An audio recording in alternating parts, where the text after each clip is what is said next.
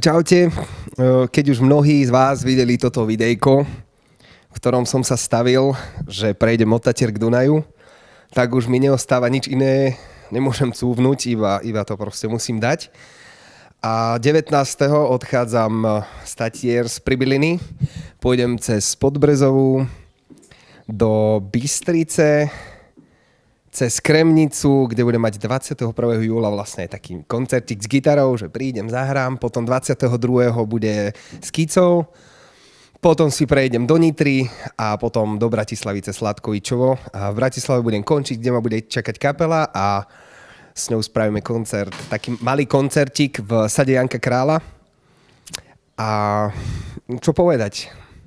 Okrem také veci, že napríklad v Kremnici sú premnožené medvede a podobne, už by som sa nemal ničoho asi báť, bude to zaujímavé a teším sa na to, tak mi držte palce a sledujte na ľahkykrok.sk moje kroky a ja vás budem informovať. Keby chcete, môžete sa pridať, budem len rád.